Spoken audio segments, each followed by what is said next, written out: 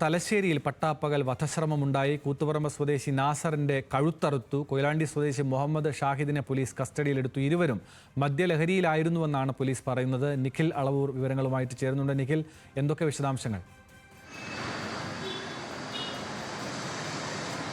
ആനന്ദ്, ഇന്ന് ഉച്ചയ്ക്ക് 1:45 കൂടിയാണ് ഈ സംഭവം നടക്കുന്നത്. ഈ രണ്ടുപേരും, അതായത് നാസറും ഷാഹിദും രണ്ടുപേരും തലശ്ശേരി പുതിയ ബസ് സ്റ്റാൻഡ് പരിസരത്തെ മിൽമ ബൂത്തിന് സമീപം ഒരുമിച്ച് മദ്യപിച്ചിരുന്നു എന്നാണ് പോലീസ് പറയുന്നത്. ഈ മദ്യപാനത്തിനിടെ ചെറിയ വാക്തർക്കമുണ്ടാവുകയും പിന്നാലെ ഈ നാസറിൻ്റെ കഴുത്തിലേക്ക് ബ്ലേഡ് ഉപയോഗിച്ച് മുറിവേൽപ്പിക്കുകയുമായിരുന്നു എന്നതാണ് ഇപ്പോൾ മനസ്സിലാക്കാൻ കഴിയുന്നത്. ചോര വാർന്ന് കിടന്ന നാസറിനെ പിന്നീട് പോലീസ് എത്തിയാണ് ആശുപത്രിയിലേക്ക് മാറ്റിയത്. തലശ്ശേരിയിലെ ആശുപത്രിയിൽ പ്രാഥമിക ശുശ്രൂഷ നൽകിയതിന് ശേഷം കുറച്ച് ഗുരുതരമായ അവസ്ഥയായതിനാൽ പരിയാരം മെഡിക്കൽ കോളേജിലേക്ക് ഇപ്പോൾ മാറ്റിയിട്ടുണ്ട്.